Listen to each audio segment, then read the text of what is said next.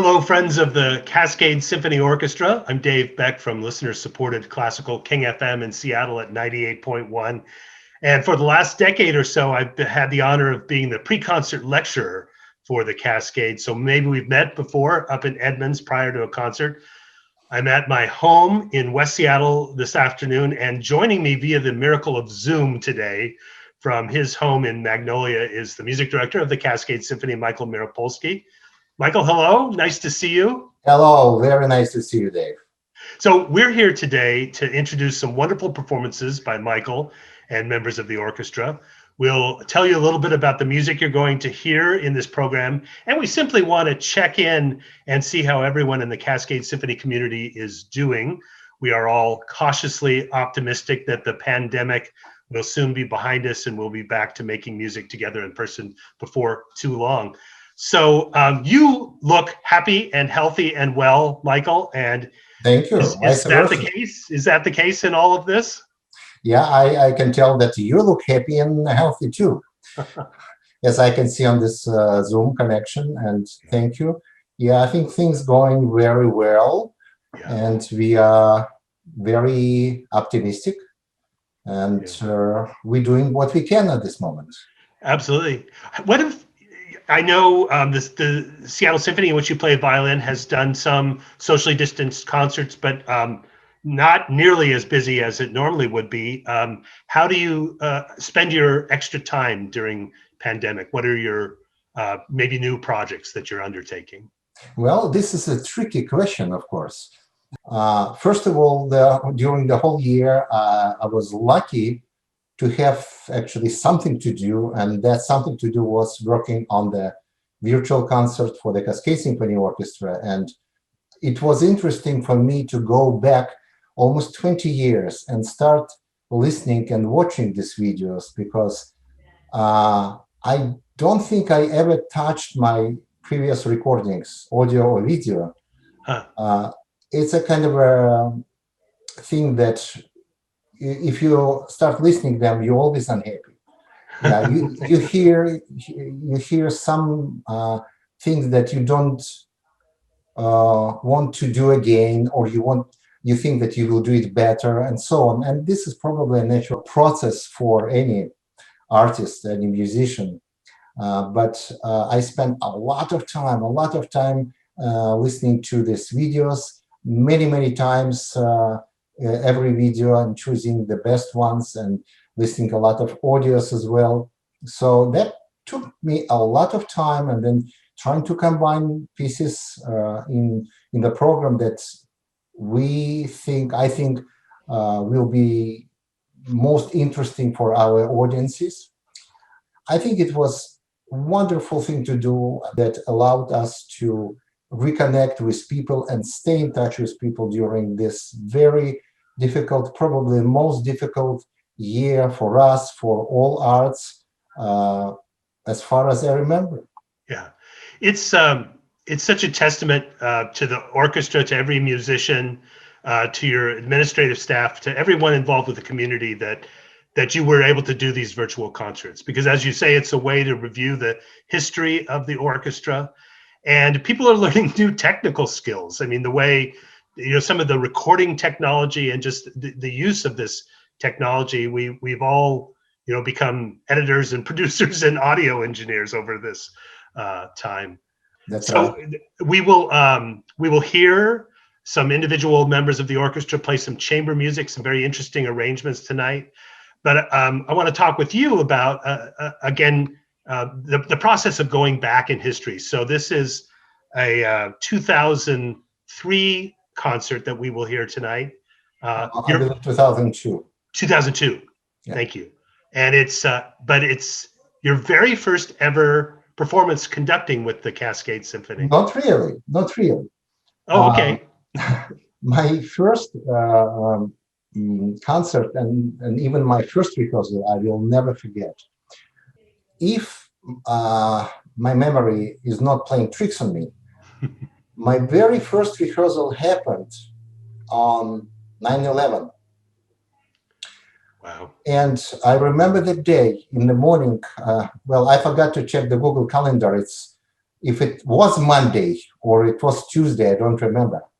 But I remember in the morning when I was driving back from school, where I drop off my kids at school, and I got a call from my last wife, Larissa, and she said, "Did you hear what's happened?" I said, "What do you mean? What happened?" "Turn on the TV. Turn on the set." I said, "Come on, I just arrived from school and I'm, exhausted, didn't sleep night, as always. What's happening?" She said, "Turn on the TV." And I turned on the TV, and this horror, we witnessed this horror. And in the evening, I had rehearsal with Cascade. And it was my first rehearsal at that time. It was 2001. I was invited to conduct orchestra as a substitute conductor. I never heard about Cascade Symphony Orchestra, to be honest, before that time, and I was not on the audition list as candidate list, as I learned later. What happened that one of the candidates, for some reason, could not play that concert or couldn't make the rehearsals, and they had to quickly find their candidate, and they had 4 or 5 candidates. Luckily, I was able to come on Mondays. Monday evening, Monday was my day off at the Seattle Symphony Orchestra, only one day.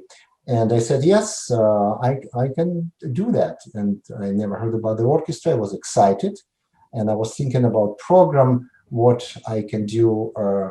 The soloist already was prearranged, but I was thinking what the main piece can be on the program. And it's probably silly if I'm thinking right now, but I chose Tchaikovsky Pathetique, Symphony Number 6, for my very first appearance, and maybe last appearance. I wasn't going to do anything after that. I was just subbing, and when I came, that first rehearsal, it was, everybody was devastated, of course. Nobody knew what's happening. Nobody knew what will be tomorrow, because America never experienced such horror, and a long, long time since Pearl Harbor, obviously. And we started rehearsing, and I felt immediate warmth and friendship coming from the musicians. And we finished rehearsal. Then I came to the next rehearsal. In the middle of the next rehearsal, I was approached of a group of people, and they looked suspicious to me. And I felt like I probably said something, or I did something wrong, and probably it's time for me to go home. So they approached me and said, "Michael, what are you doing on Mondays?" I said, "Monday's my day off, a symphony, that's only day off." "Michael, please don't take any other job. We want you." I said, "I'm sorry, I don't understand. What you're saying? We want you as our next music director." I said, "Well, just a second. I am just substitute, and I'm subbing for the person who is my colleague and who probably need to have his chance to conduct." Said, "Don't worry about this. We want you, and that's it." And I was so thrilled, obviously, and I felt like they expressed so much warmth and so much love, and I felt immediately the same. And then, as I'm saying, since that day, our honeymoon started, and it never ends. Maybe longest honeymoon. But that was 2001, the first concert of the season, and they have another candidates that season that had to finish there, and they already knew that they are not any more candidates. And my official position was as music director started at this October concert, 2002. Excerpts from that you will hear tonight. Yeah. Okay, so this was your first official concert in the role. I see how that works. That's right. I have to think about in the aftermath of September 11th, you conducting the Cascade in the Pathetique in that last movement, which is just so heart-wrenchingly sad, and given what had just happened in the world, what a powerful experience that must have been for you and for the orchestra. Right. right. Which then leads us into this concert tonight and another piece by Tchaikovsky, the First Piano Concerto. And on this occasion, you played with a very close friend of yours. George Fiore was the soloist. Can you remind us of what an extraordinary person and musician he was? Well, I thought that he was so much bigger than me, especially at that time. He was older. I felt like he was mentor to me. He knew so much. He was respected tremendously in our community, and he had so many skills. He was conductor of the chorale with the Seattle Symphony and brilliant pianist, and he was just an exciting person. When he approached me and said, "Michael, I want to play Tchaikovsky First Piano Concerto," and I said, "Wow, that sounds terrific." But he was so convincing that it's already, he knew that will be great. I was thrilled with that. And when we started rehearsing with him, I knew that we worked together absolutely perfectly. And the orchestra loved him because orchestra knew him much before than I knew George. George was 76 years old at that time of that performance. And if you think about a musician who plays probably starting 7 years old, like I started playing violin when I was 7, playing for 70 years his instrument and being in such fantastic physical shape, fantastic musician shape, and keeping this spark and being so excited. He gave us all the great example what the musician should be. My own collaboration with George, but it was extremely memorable. And as I watched this video again and again, I remembered every moment of it. Yeah. I'm curious about another piece that you've performed over the years with the Cascade Symphony, Michael, and this is the Artur Honegger Pacific 231. I'm a classically trained musician, and I did not know much modern music before I came to United States. Honegger was at that time maybe one of the most modern pieces I ever heard. And obviously, this is a tremendous piece because even listening now after maybe 300 times already listening to this piece, I feel extreme excitement because when it builds to the culmination of this piece, I feel like my blood pressure goes up and my heartbeat goes up together with the steam, the Lokomotiv 231. Honegger for me since then, super special piece. I love it, and I would like to conduct it again and feel this excitement. I can tell the whole orchestra getting excited, and I feel like the audience electrifying behind me. It's a special piece. I love it. Yeah. How do you were talking about how it was you were reluctant to go back and listen to performances because you're just afraid you'll hear flaws or things. I wish I did it better. I wish I did it differently. How do you reflect now on when you listen to those recordings then and think of the orchestra now and how the orchestra has grown and evolved and matured during the nearly 20 years that you've been leading the orchestra? It's an interesting question. Let me answer in a rather unusual way. Almost after every concert, and I meet a person in the lobby, and I always go after the concert, meet and greet people. Almost every concert, that somebody comes to me and say, "Michael, tonight orchestra sounds so much better. Your orchestra sounds so much better this season than last season," and so on, so on. And it obviously it's very, very nice to hear, but it makes me a little bit afraid that I'm thinking how far this better can go. There is limits, and I don't understand how possibly we can play better and better and better. But answering on your question, when I listen to my recordings of that 2002, 3, 4, 5, 6, I have to tell that orchestra played very well at that time. And I think like every orchestra can have a better performance, not as successful performance, depends on many factors. But I'm so proud how the orchestra played at that time. And I think orchestra played very well from the beginning.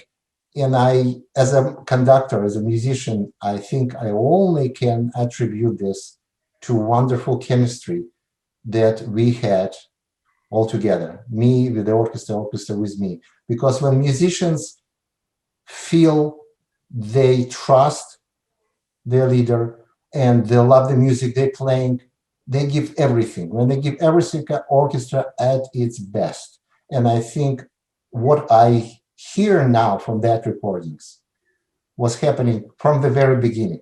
Well, I think we playing quite good still.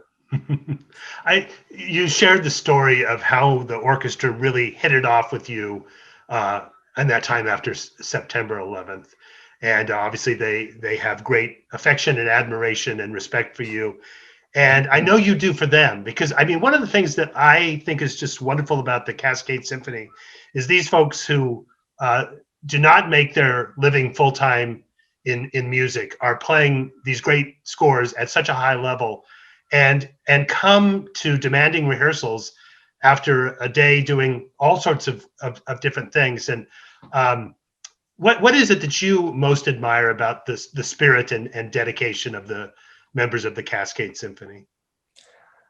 In addition to, as you mentioned, spirit and dedication, I all the time I feel tremendously positive, kind, generous response from the musicians, the people who play there, the wonderful people.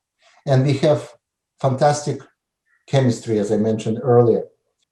I think that it's quite a rare case when this chemistry happens between conductor and musicians.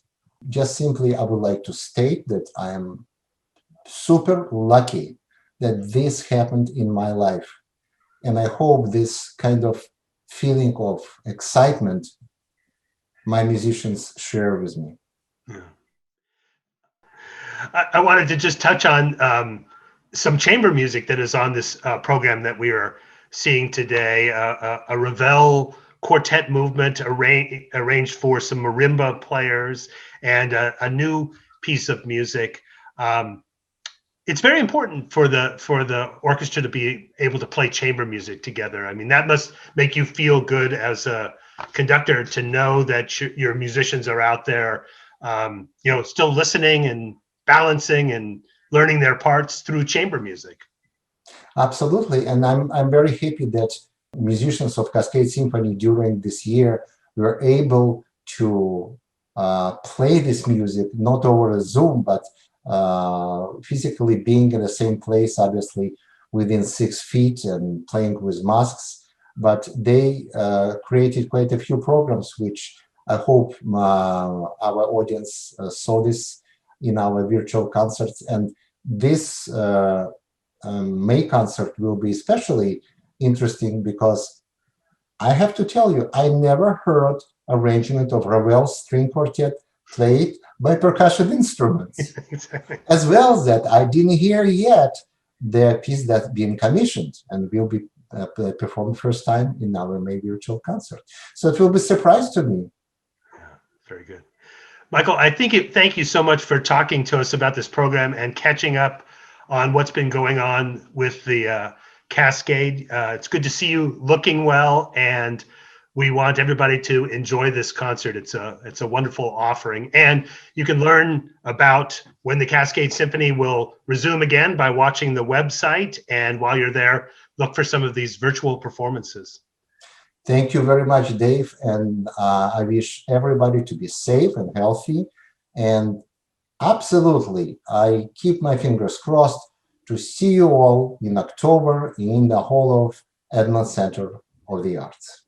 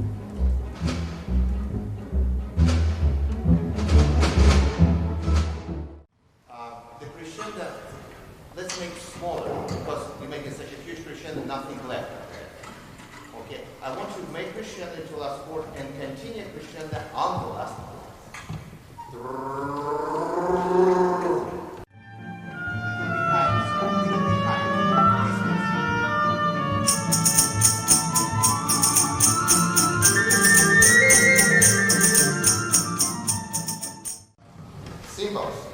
Measure your first hit in that number was too loud. Too loud, yeah? Because we go in pizzicato, I know it's forte, but if it's compared with pizzicato, it's just too loud. Okay? Take it mezzo forte. Very first part, yeah?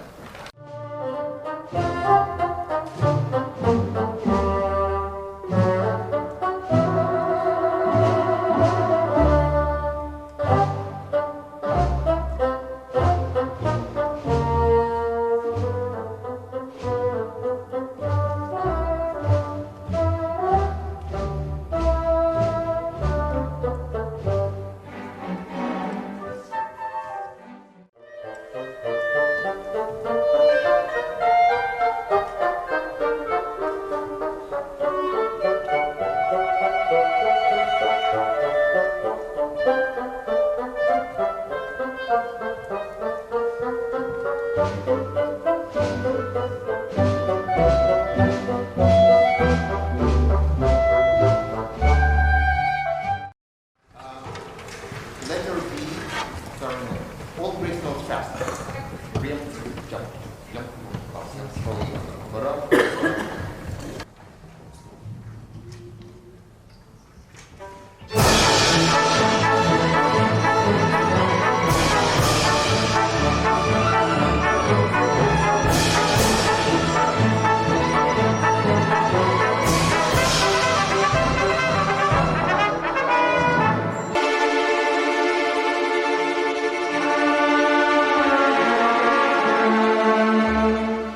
You're playing with big sadness, this thing. You play with despair.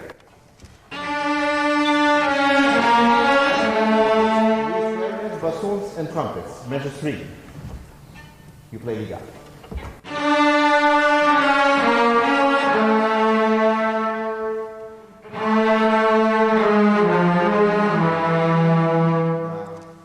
It's a little more sound, but sounds ta ta ta ta. Okay. Right. When you reach the high note, ta ta pam, following 2 notes, 8 notes should be short, obviously. Ta pam pam pam pam pam, pam pam pam, and we'll hit the top note. Let's see what happens.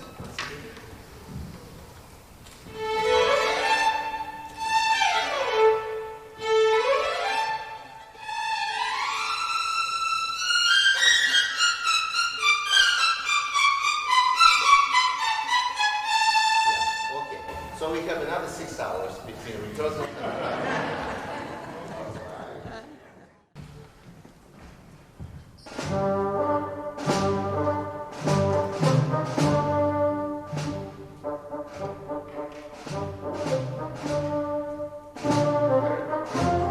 let's make more contrast, forte and piano. Okay, forte and piano. So it's more piano rather than more forte. Yes, right?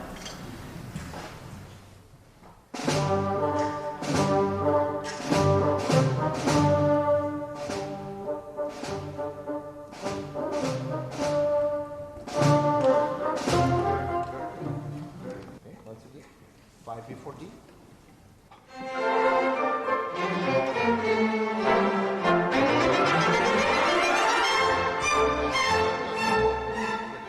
Same story, 2 before D. Not important the bottom very loud, but crescendo, rising sound. Okay, and then D very short. Yum, pum, param, param. Low half, all low half. Strings and actually winds also.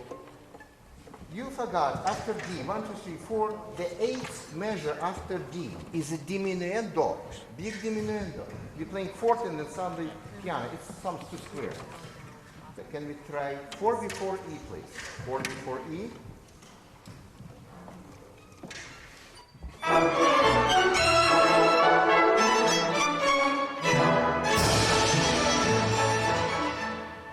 Slower, but not longer 8 notes. Yum, terra, papi, terra, pam, pam, pam.